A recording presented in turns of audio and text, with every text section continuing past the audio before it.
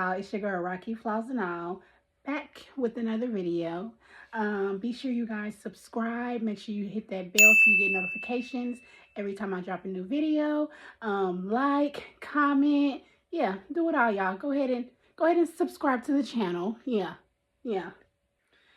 So you guys, this is a very I will say an important, a long time coming, a kind of releasing it all type of video story time. Yeah. If you are being sexually harassed, you need to tell somebody. Do not go through this in secret. Do not think you can just figure it all out on your own. Things get dangerous. Things can get scary. Don't go through this alone. Tell somebody. Okay, so back in about 2015, we'll say the beginning of 2015, I'm a single mom. I had my 3 kids. At that time, I had been working, but I was in kind of like in transition. Me and my kids were actually staying with my parents, and it was a crowded house. I was there, my twin was there with her kids. It was a crowded house. Literally, me and my kids were staying in my mom's sunroom all together. Me and 3 kids, like crazy. So, I'm working, doing what I got to do to get me and my kids our own place again, because stuff happens. Single moms go through a lot, So I had lost the place we were living at, but I got it back together. I always come back on top, I always do. So I had found a place for me and my kids to move, because at the time I had started selling cars. I was selling cars. I was doing really good, y'all. When I tell y'all I was slanging them cars, I was slanging them cars. Like, I was doing really good. I had found a place for me and my kids to move. Beautiful, like condo, beautiful, like not even condo, a townhouse. It was a townhouse. Found us this nice townhouse. So I had been asking people, about their landlords, places for rent, so found a place to rent. My sister had actually told me who her landlord was, and I can't remember at the time if she was still renting from him or not. I don't know, I can't remember. But she had told me about her landlord, saying, oh, he's easy to rent through, you got your job time, you good. Go get you a place, it'll be easy, So I went up to where he actually rented his properties at. It was actually like a pawn shop / car dealership / his rental property building. Like it was a whole bunch of businesses in one building. So I go up there, and really me and my twin were actually supposed to be moving into a place together, so we were actually going to look at the house together. So when I go to the building to talk to them about the property, I actually call first, and they say, yeah, we have this for rent. And I choose the one, that has the bedrooms that I want, and he says, okay, come up here to the office. Somebody tells me, I can't remember who I talked to when I called, but they say, hey, come up here, we'll tell you about the place or whatever, blah, blah, blah. And I go up there and they tell me, about a couple houses they have, and then they say, hey, you can go look at it anytime. And I go and look at the house. and it was a really nice house, y'all. Like, it was a townhouse. It had 3 bedrooms, upstairs, downstairs, 2-car garage. Literally, this was going to be the best house that I had so far, being on my own, being grown, raising my kids. This was a really nice house. Like, so, I'm like, this is my house. Like, literally, this is the house I want to move into. So, I'm telling my twin about it, and she's like, okay, cool, So I'm thinking, me and her gonna move in with our kids, and we're gonna be straight, The rent wasn't even that bad. I want to say the rent was probably like $1,000 a month. It was not bad. And mind you, this was back in 2015. This is about probably the end of February 2015. Okay, so I go back because, I want the house. And then my twin, we had been talking about it, but then she decided she didn't want to move in, but I still wanted the house. I knew I could afford it because, like I said, I was selling cars. So I was making really good money, really good money. So I go back and I'm going back so I can, pay my deposit, and get this house that I want. Because I'm like, man, this is my house. Like, so I go up there and I actually speak to the owner. And you guys, the owner was this old man. He was white, long ass gray hair. I mean, he to describe him, he looked like a creep. Like, I'm gonna be honest, y'all. He looked like a creep. So I'm talking to him. He's telling me about the house. So he's asking me, what do I do and things like that. And I'm like, oh, I sell cars. He's like, oh, I have a car lot here, blah, blah, blah, blah, blah. And I'm just being nice, making small talk, because I want this house, And, oh, I remember when my sister told me about this house, she said he may try to flirt with you because that's what he does to all the women. He flirts. Now, you guys, people flirt, people flirt all the time. That does not mean you have to engage it or anything like that, So I'm thinking, this old man, I'm not fit to even trip off this, I'm about to get my house, I ain't even got time for none of that. I'm not going to pay attention to the man. So, we're making this small talk or whatever, and I get the house. I get the house. I give them my deposit. I give them the first month's rent. They give me the key. Literally, I'm moving into this house. Me and my kids are moving into this house. Like, we're moving in. So, I moved in about the beginning of March in 2015. I move in, I'm loving it. I feel so at home. Me and my kids are doing good. I'm still selling cars. You guys, I done came back up, I done did what I said I was going to do. Got me and my kids a house. I had my auntie hooked me up with a Hummer H3, so I'm living life at the time, like, doing what I got to do. So I will say the first month or two, normal, I'm going to go pay my rent, dropping off my little money order, boom, boom, bam, cool. So I'll say like the first 2 months, cool. I will say about the third month is when it's starting getting weird. We'll say March, April, May. In about May, it started getting weird. I noticed some things was wrong with the house. So one time I called and did a work order, hey, this is messed up. So they send over like 3 different men all at once. And to me, that's very weird. That's very weird. So now I'm already feeling uncomfortable because all these men are here. Like, one of the men was like flirting a lot, like made me very uncomfortable. So you guys, red flags was coming up, this is about my 3rd, 4th month in, only had a few little red flags, the maintenance people, blah, blah, blah. Now, the landlord, the owner, he's like lightweight flirting, hi, beautiful, hi, sexy, blah, blah, blah. I'm not paying no attention to it, y'all. I'm not paying no attention to it. I'm not, You guys, I'm literally trying to work and take care of my kids. Like, that's it. That's it. Like, literally, that's it. At the time, I was single as well. Let's remember that I was single. So I will say the landlord, landlords know if you be in a relationships, or you pretty much got to tell them that kind of stuff. Some people don't be telling them that stuff, but I didn't have no dude move in with me or anything like that. I may have had friends and things like that, but they didn't live in my house. So I will say about the 4th month, we'll say May, sometime in May, maybe June. Okay, so I started noticing that my landlord would call me. He would call me and try to make like small talk with me. And, I'm like, oh, well, I'm at work. Well, you have a great day, blah, blah, blah, blah.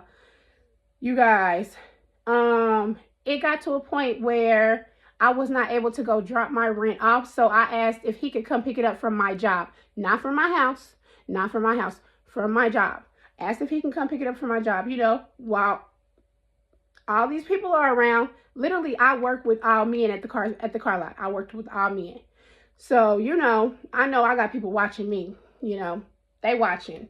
So he would come to the car lot and pick up the rent, and he tried to be flirty, but I would not. He had a Hummer too, but it was like the big one, the H2s. So he would pull in the parking lot and he'd be sitting in his truck. I just go over to the driver's side, to his window.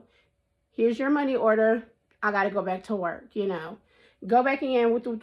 So, okay, we'll say about June, July.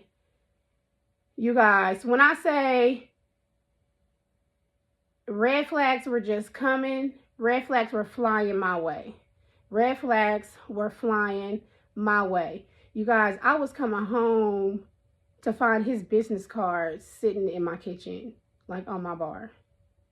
I would get phone calls from him like every week. Him leaving voicemails. I'm not answering the phone, y'all, because my rent is paid. Why are you calling me? Why are you calling me? So, I have all these red flags coming. I am pretty much keeping all this to myself. I'm not telling nobody what's going on. In my mind at the time, I'm trying to figure out what to do. I've never had this happen before. I've never had somebody who was trying so hard, So it gets worse, y'all. So, it's probably like August. He's still coming to my job every month getting the rent. So at one point in time when he comes to get my rent, he's like, oh, I got to write the receipt. I got to do this. Just go ahead and hop in the truck. So he's parked directly in the front of the building at my job, and I'm selling cars. So, when you go to car lots, the front of the building is pretty much all windows, like you can see straight in. So, I'm like, okay, everybody can see me out here. So, if something goes, left or something happens, the guys is going to see this, and everybody at my job pretty much knows that my landlord has been flirting with me because I'm telling them, And for a while, like, they were making like little jokes and stuff like, oh, you better get that free rent, blah, blah, blah. No, you guys, no, like, no, that wasn't funny to me. It wasn't cool to me. It was something that I would never do. That is not in my character. That is not the type of woman that I am. Literally, I'm working my butt off at this car lot, working 6 days a week, selling cars to make sure I can take care of my kids. You guys, I know it's women out there, even men out there who do that, who will be sleeping with their landlord or messing with their landlord to get some free rent. No, that was not the case with me. So, I'm looking at them like upside their head. What is y'all talking about? Like, no, everything ain't fun and games, y'all. This is serious. Like, this is my life. Like, and me, I had never had nobody do nothing like this before. I never had a man try so hard to try and talk to me or maybe want to have sex with me. Somebody who I'm not even attracted to, who I've never flirted with back, who I've never gave an inkling of suspicion that I may think, or you may think that I like you. Like, no, that was not me, you guys. So, okay. He tells me, oh, I got to write receipts. I got to do this. I got to do that. Go ahead and hop in the passenger side. So, okay, you guys, I go ahead and hop in the passenger side. I'm already kind of on edge, I hop in, he's like writing the receipts, because I'm watching what he's doing and I'm watching my surroundings, at the same time I'm scoping, like, he makes a comment to me and he says, my wife says it's okay for me to have some chocolate every now and then.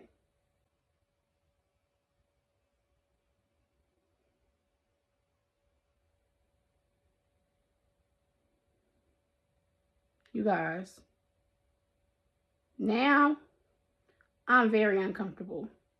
I'm very, very, very uncomfortable. Like, give me my receipt so I can go. Like, I can get the receipt from you next time, I gotta go. You guys, I got out that truck. I went back into work and I was telling the guys what happened. Some of them were laughing. To me, it was not funny. It was not funny. It was not funny. It wasn't. When I tell you guys, the phone calls kept getting worse. I was not answering his phone calls when he called my cell phone. He started calling my job.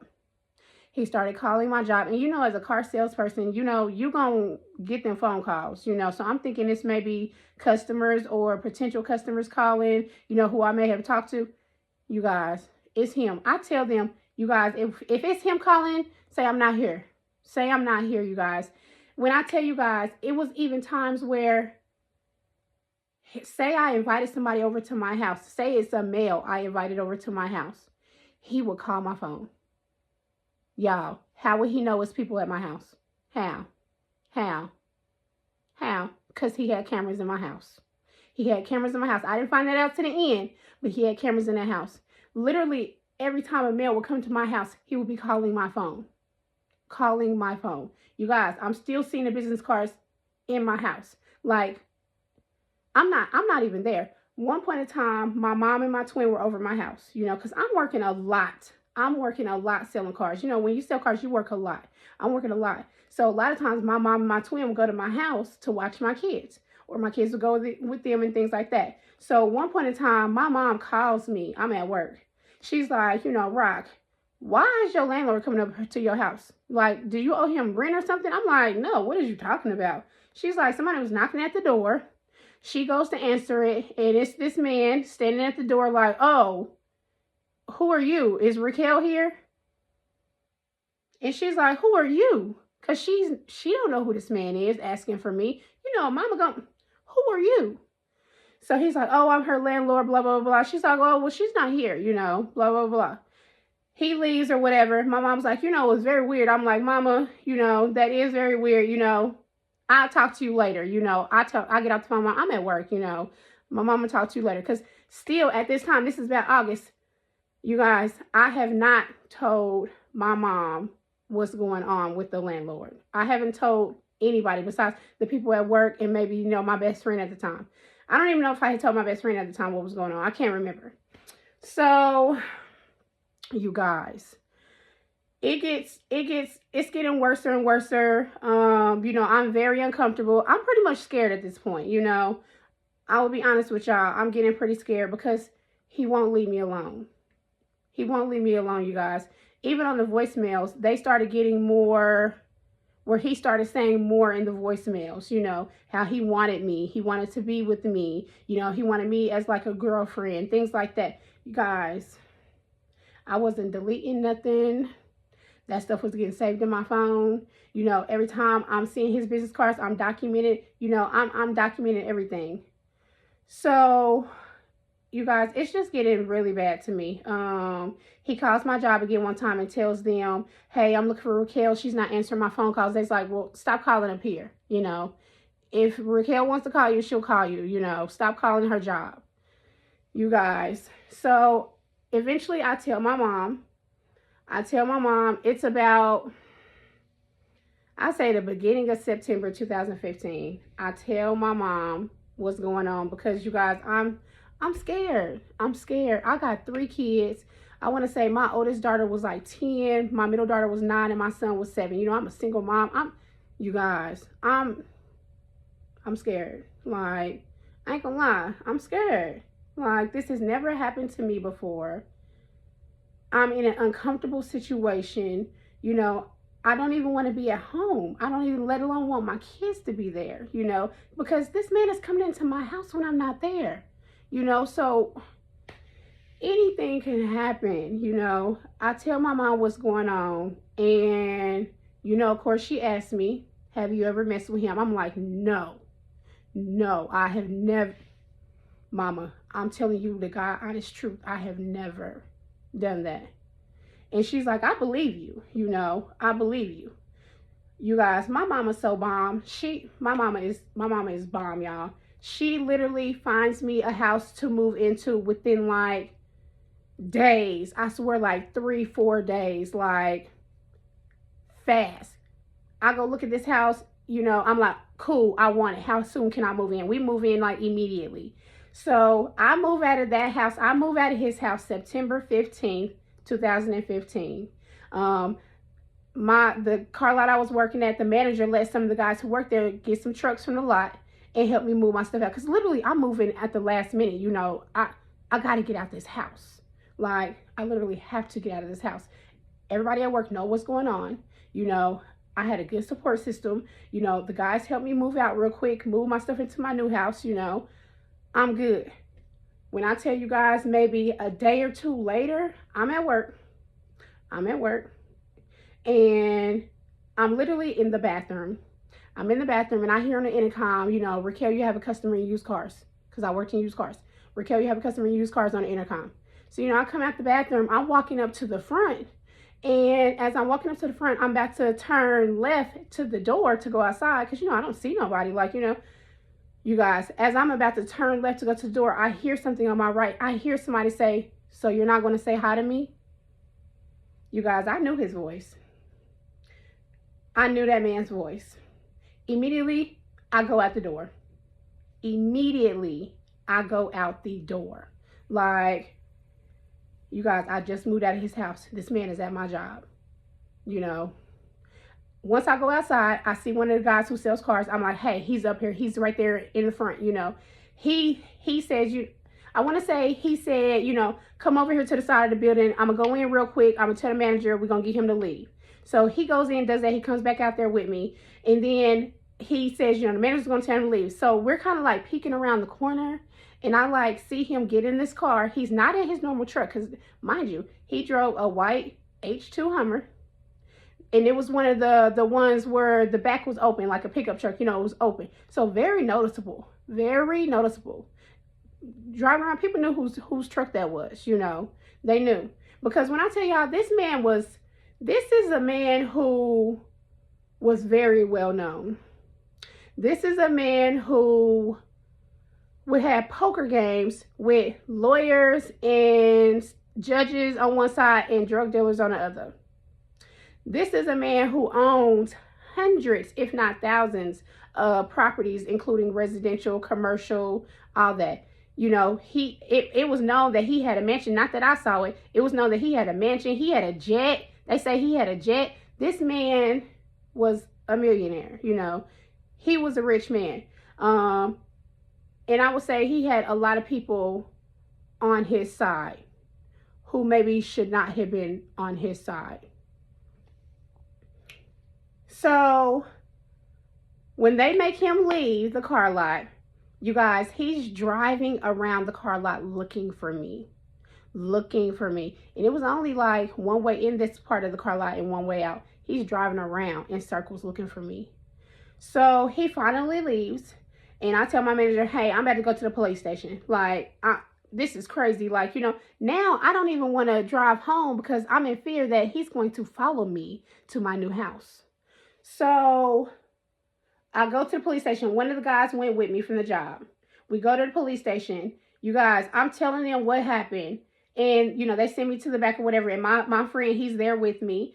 And the police officer asked me what's going on. I tell him. He's like, do you want me to call him and handle this for you? And I'm like, if you think you can, you know, if you think you guys, he calls him. He calls him and he's talking to him on the phone. And he's like, you know, why are you at her job harassing her? And he tells the officer, well, she moved out of one of my houses and she owes me rent. Now, mind you, I did owe him rent. Yeah, because I moved out at the beginning of the month. I made a story up and told him that I was going to be late on my rent. And I would pay him on a certain day. You guys, I knew I was moving out that house. I was moving out. I was moving out. This is my life. Like, I'm moving out. So I made up that story so I could get a chance to move out because it was after the first. So he's like, she still owes me rent. You know, the officer is like, well, if she owes you rent, why aren't you going through with the legal ways? Take her to court. Take her to court. Do what landlords do. You know, you don't come to somebody's job, you know, harassing them because they moved out of one of your houses. You guys, this is literally 2 days after I moved out of his house. How he know I moved out? Because he went over there. Or he saw on the cameras. He noticed, stuff was gone and went over there. 2 days later. What landlords is going to really notice that? Because if you think you expecting rent, you ain't supposed to be checking up on that house because you expecting the rent by that date. So after that date, then you're going to be checking up. No. 2 days later, he's at my job. So the police officer hangs up with him or whatever. And he's like, ma'am, I'm just going to tell you, you need to get a VPO. You need to make sure you protect yourself. So it's kind of late in the evening and courts is not open right now. Court clerk is already gone. So I decided to go the next morning. I tell my boss I'm going to be late to work. I got to go get this VPO. You guys, I go to the courthouse and, tell them I need to get a VPO. And, so when you're getting a VPO, they have you fill out a form and you have to describe and write down or whatever, everything that happened or what was said. You guys, so I had to go into detail of all this stuff. So I went into detail, I have my kids, blah, blah, blah. I put his name, where he can be found at. I put his business, that's where he can be found at, and submitted it. Now, I will tell you guys, I thought it was just going to be easy to do this. But then they tell me, you got to go to court and he's going to be there. That's how the VPO gets, fully granted. You guys, I couldn't do that. I'm going to be honest with you. I could not do that. I could not go to court and risk him following me. I'm already maneuvering around when I get off of work and stuff so I can make sure nobody's following me. Like going extra places after work, tired and all. But I want to make sure this man is not following me to my house. So you telling me I got to go to court and see this man and he can follow me or have somebody else follow me? No, I'm not taking that risk. I got kids. I'm not taking that risk. I am a single mother. I have kids. I can't take that risk. I can't take it. I can't take it, you guys. I did not go to court. I did not go to court. I didn't. I just went and kept doing my little driving everywhere else after I get off of work. And you guys, my mom moved in with me when I first moved into the new place. She moved in with me and stayed with me a couple months, a few months. You guys, I will say during that time, it was a very scary and hard time for me. Like having to continue to watch over your shoulders when you didn't do nothing wrong. Like literally, I didn't do nothing wrong but be myself and try to take care of my kids and get us a place. I didn't do nothing wrong, and I'm dealing with all this with this man. Like, I'm scared for my life. I'm scared for my kids' life. Like, I'm wondering if he gonna find me, if he gonna see me at the store or something. Like, you guys, I am so scared. Like, I'm scared, but I'm still trying to live my life, but I am scared. Like, I'm so scared. Like, I really was like lost. I didn't know what to do. Like, I had never had this situation happen. Like, you guys, I want to say maybe a few months later, I'm at work still selling cars. I'm thinking everything is cool. Stuff has kind of died down. Yeah. He did not send me to court over no rent because he knew what it was. I'm pretty sure he knew I would expose him. So he pretty much didn't do anything at the time. You guys, I'm at work and I get a phone call on my cell phone.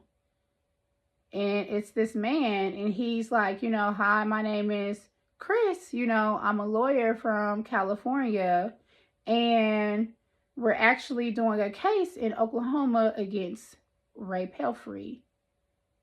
And I'm like, okay. And he's like, well, I got your number from your sister. We have been searching for you because we saw that you had actually filed a VPO out on him. And we want to find out if you want to be included in this case. You guys, I tell him I'll talk to him. I don't know at the time. I'll talk to you. But this was very hush-hush for me. I will say not many people knew what was going on. Again, the guys I worked with, my mom, my kids had no idea what was going on. I tell Chris, I'll talk to you guys. He tells me, hey, I'm gonna have you meet with someone who works at the fair housing of Oklahoma, the fair housing department of Oklahoma. I'm gonna have you meet with them and just talk to them and find out, because he's in California and he's saying he's going to come down, but he's not coming down yet. So you guys, I go meet with them, and I will say they were very nice. They were very welcoming. They just wanted to hear my side of the story, why I had the VPO, things like that. You guys, it was a lot for me. It was a lot for me. I did not want to tell people what that man was doing or what he was saying to me. It was uncomfortable for me. It was, I'll be honest, it was so uncomfortable. Like I said, I had never had anything like this happen to me. I tell them, and they tell me it's about 8 other women who are on this case, who are suing him for sexual harassment. I'm shocked, you guys. I'm shocked. And they actually tell me, he's been doing this to women. He's been doing this to Black women for years. And when I say years, we'll say 20, 30 years. Mind you, this is an old man. I think he was like in his 70s or 80s. You guys, he has been doing this for years, probably longer than 30 years. He's had so many allegations against him. A lot of them were getting dropped, or he was paying them off, things like that. But they are confident that, they have the lawyer from California. They have another lawyer in Oklahoma. They're coming together. They're going to go after Ray Pelfrey. He should not be sexually harassing Black women who are his tenants. You guys, when I tell you the stories that these other women were telling, the other women who were on the case, their stories hurt my heart. The things that were going on, the things that this man was doing, and you guys, this is all public records, There's news articles and everything. This is real. This is real. One woman, and I can say these aren't claims or accusations because they're not. This is real. One woman told her story, who was on the case. She said it was about the middle of the night. She was in her bed sleeping, and he came in her house, took off his clothes, and got in the bed with her. You guys,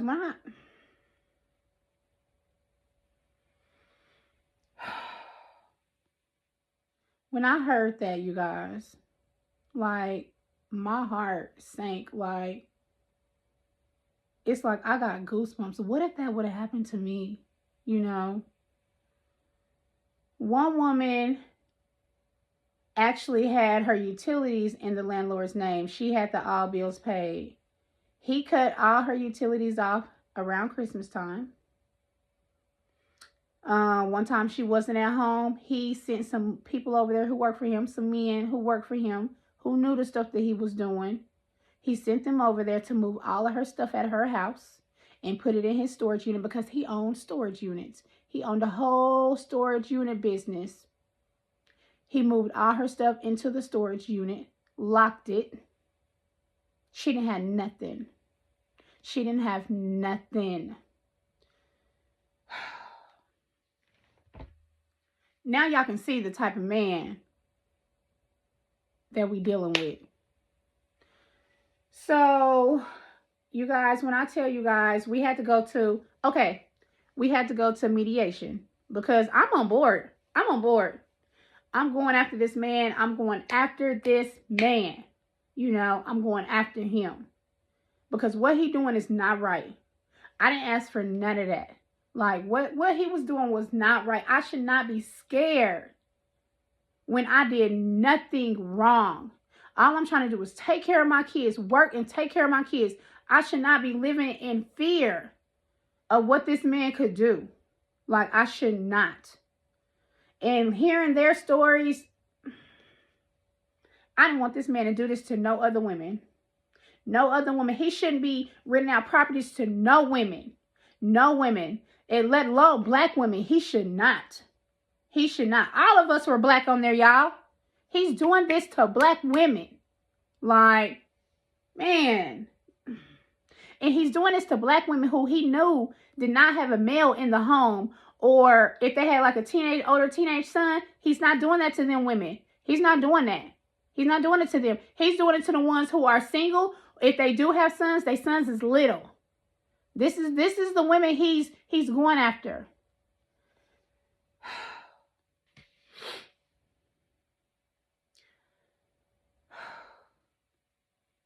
You guys. You guys.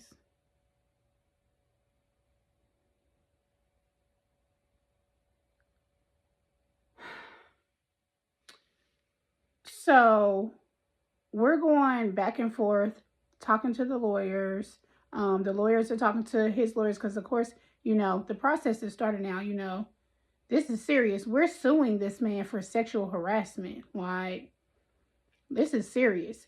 We have to go through mediation, you guys. So in the beginning of the case, he says he does not remember me. He doesn't remember who I am. None of that. A lie. I literally rented a property from this guy. He was coming up to my job. All this stuff. Calling me. Doing all this stuff. He tells them he don't remember me. But then, after I do my mediation and I say the things that he was doing, then he says, oh, he remembers me then. He's like, oh, well, no, one time I went to go pick up my rent from her and she got in my truck and she flashed me.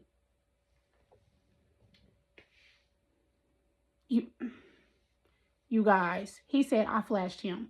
He was such a freaking liar. Such a freaking liar. That is not in my character. I would never do that. I would never do that. And I was never in a alone place with this man to where I could even do that, even if I wanted to. But I did not do that. He was lying. So, you know, he's just lying. You know, he's trying to you know, make himself seem better, you know, like he's not doing this stuff. His wife, we're suing his wife too, you guys. We're suing his wife too because she knew what her husband was doing. He has been doing this for so many years. She knew what he was doing. So, you guys, it took about 2 years going back and forth to court. And when I say court, we were meeting at, you know, a federal building because this was federal. This was a federal case. We were meeting at this building and we had a judge who would come in the meetings, you know, and say what the other attorneys would say and what they were saying to our attorneys. You know, we were all there. You know, it was me and all these other women, the 8 other women.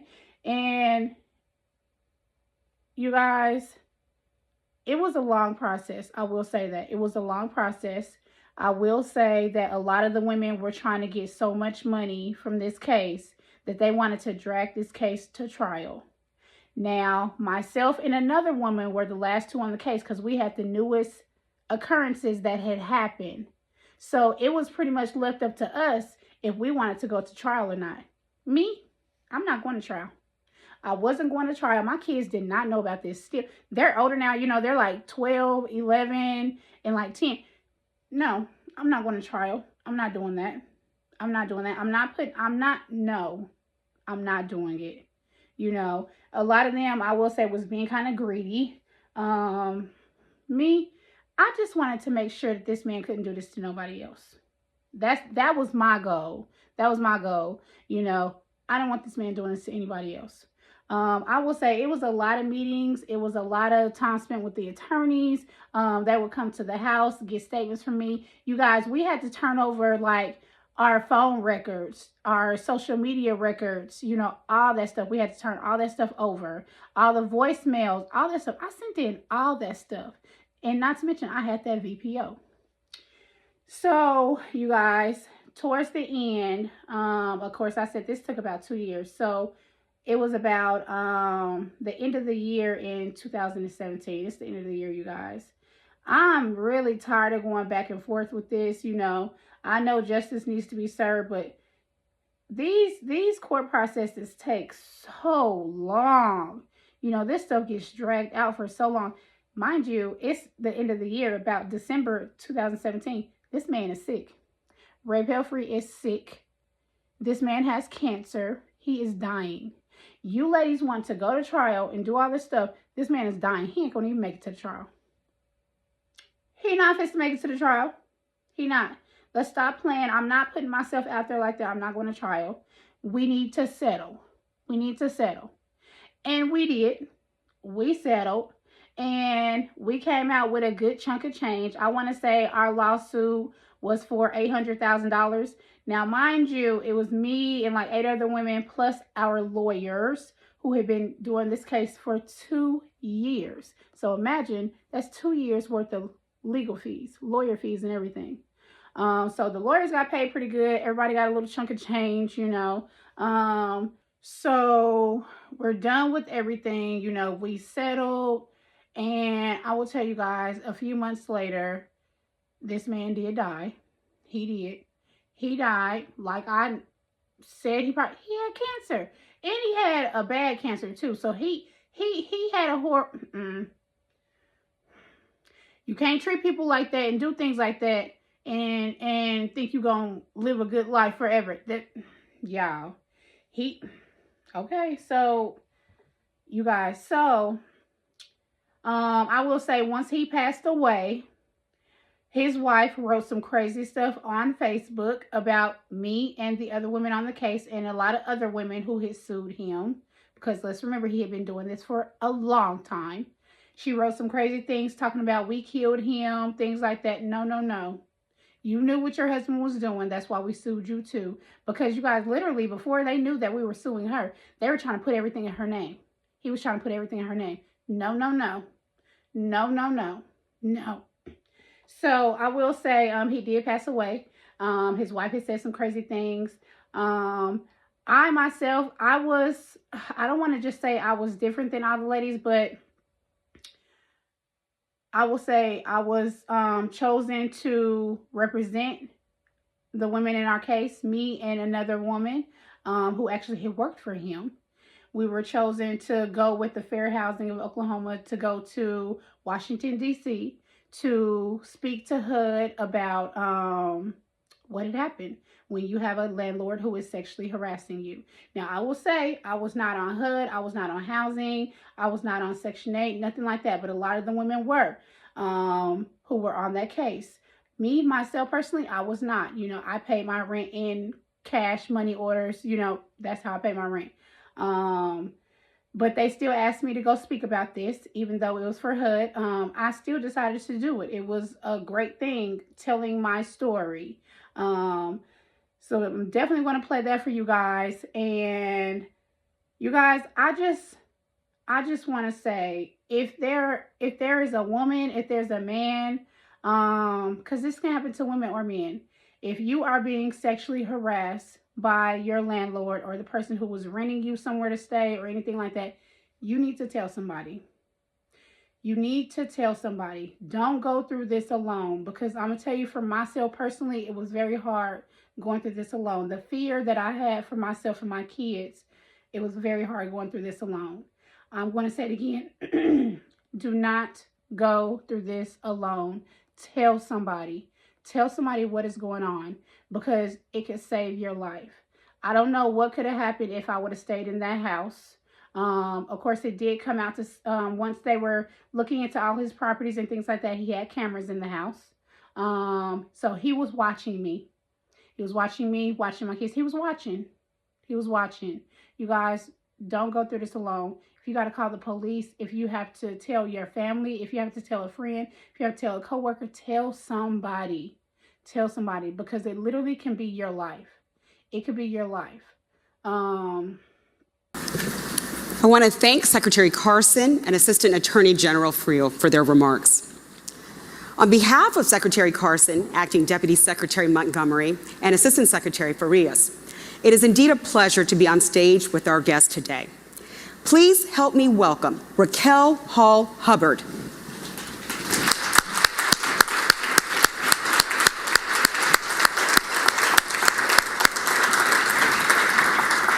Darnell Jackson.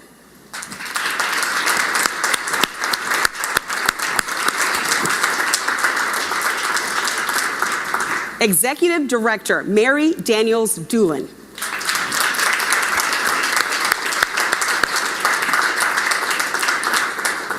And Attorney Giandra Johnson of the Metro Fair Housing Council of Oklahoma.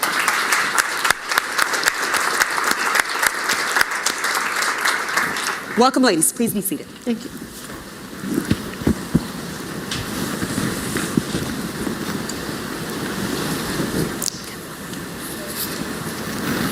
Thank you all for being here. Thank you. I'd like to start with you, Raquel. You are a survivor of sexual harassment in housing. You recently said that the worst fear is not being able to feel safe in your home and not being able to protect your family. What you experienced must have been a nightmare. It was. Can you take us back to that time you felt sexually harassed by your landlord? In the beginning, he made just really nice comments, complimented me, things like that, until it started beginning to be multiple phone calls during the week, him coming to my house a couple times a week when I'm not there. When he didn't see that I was home, he would actually start coming to my place of employment, calling there, telling them, he hasn't been able to reach me, stopping by. That's when I knew that he was harassing me. Okay. Did you know at that time that you had some resources, that you could go somewhere for help? At that time, I did not. I knew I could talk to my mom, go to the police, but I did not know anywhere else that I could go for help. Okay, okay. Raquel, can I just turn to you for a minute? What made you decide to break your silence and report the harassment? I think for me, with me being a single mother, the time I had came home one night after coming home from work, and I saw his business card sitting on my kitchen counter. Instantly, I knew he had been in my home when I wasn't there. So me being a mother, that scared me the most, because what if my children were there, and he came into my home? So I knew right then I had to start making a plan of action to get out and figure things out, what I was going to do. Okay. And why did you go to Metro Fair Housing? Well, I actually did not go to Metro Fair Housing. Metro Fair Housing actually found me. I had actually put a restraining order against our landlord, Mr. Pelfrey, because he would not leave me alone. So I put a restraining order against him, and that's how they found me. Okay. Yeah. Okay. Hold that thought. I want to come back to that. But right now I want to spend a few moments with our fair housing friends. Mary and Giandra, you both work at Metro Fair Housing Council of Oklahoma. Yes. Mary, you are the executive director, and Giandra, you are the staff attorney and also the legal program director there as well. Yes. I want to refer back to Raquel's response. She said that she didn't go to Metro Fair Housing, but instead Metro Fair Housing went to her. Can you explain a little bit more about that? Sure. So after we heard about Mr. Pelfrey's actions, we started during the pre-litigation phase researching him. We went to the courthouse. We went to the basement of the courthouse, myself and our staff attorney at the time, Lydia Green. We also were searching online for cases involving Mr. Pelfrey as a defendant, and we saw that there was a recent filing against him for a restraining order, and then we pulled that petition and we saw the allegations that he had been to someone's job, he had been following them around, stalking them, and we said, oh, we've got to go to that hearing and find this young lady. And so we did. We went to that hearing, and we waited for her. We saw Mr. Pelfrey for the first time, and we waited for her, and we didn't see her there. So shortly thereafter, we reported it to our lead attorney in this case, Christopher Brancard, and he put the wheels in motion for our office to reach out to Ms. Hall Hubbard, and that's how we found her. Okay, you found her. Now, I just want to just elaborate a little bit. You said that you went to the hearing, but Ms. Hall-Hubbard wasn't there. Right. So Raquel, why didn't you show up for the hearing?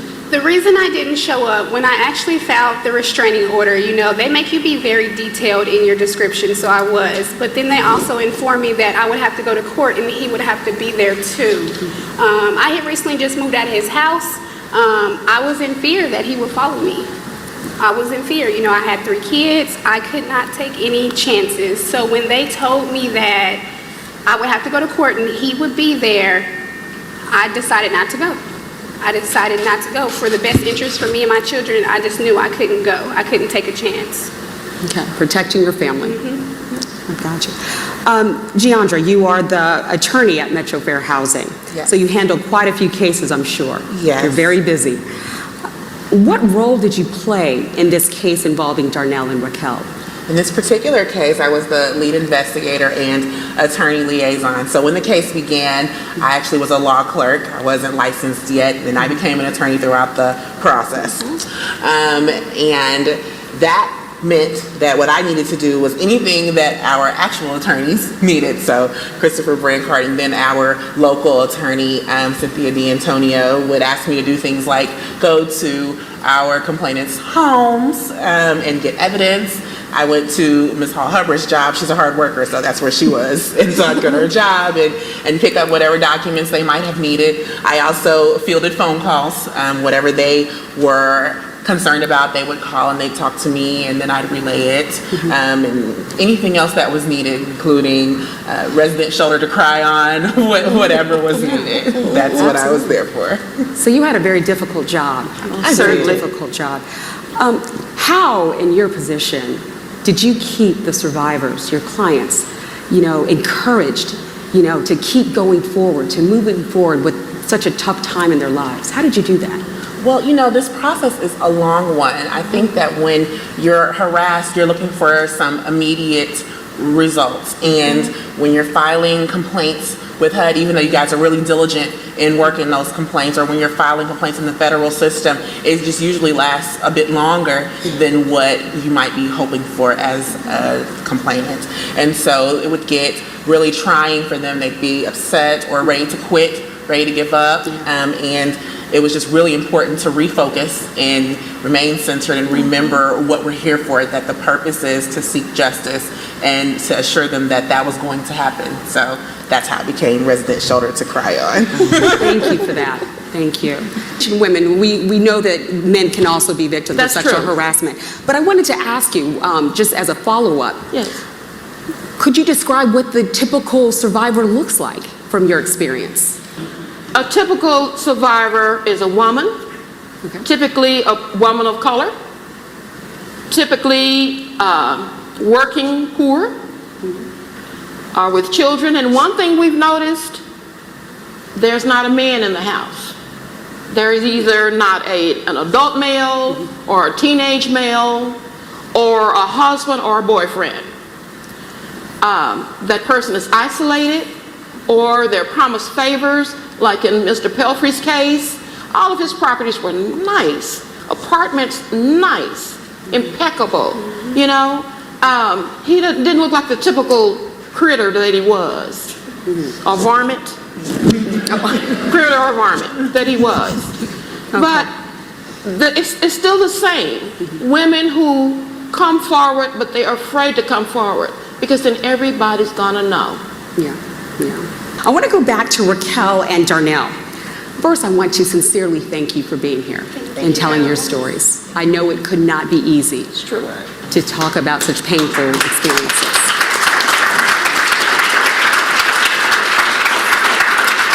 We're really glad you're here. Raquel, I want to ask you the same question. How has this experience changed your life? I would say it's really changed me. Before this, I never knew that women went through this with their landlords. I never knew. I mean, I've always went to work. I've paid my bills. I've never had any issues. But going through this experience, it's opened my eyes a lot, especially knowing what happened to the other women who were on that case with us. I mean, myself and Darnell, we have two different ways of seeing this. I mean, we saw it two different ways. We both had two different experiences. But every day now I wake up and I feel like I'm fighting for women's rights. I mean, I'm talking to people every day about this case, and with so much sexual harassment coming into the media nowadays, I mean, it's a touchy subject. But I always put in my input just because I'm a survivor and I know what it feels like when you're doing the right thing and somebody comes and harasses you and you know it's not right. Absolutely. So I'm going to change that. You're not a survivor, you're a thriver. Yes. You took your experience and you moved forward. Yes. So let's celebrate that. To thriving. To thriving. Thank you so much. Let's give a warm round of applause to our special guest today. Thank you. Thank you.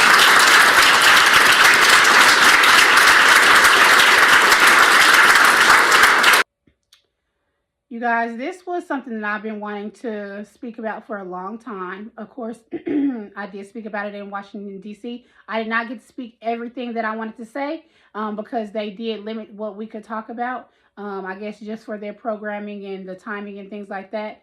You guys, this was a crazy experience that I will never forget in my life. I will never forget in my life.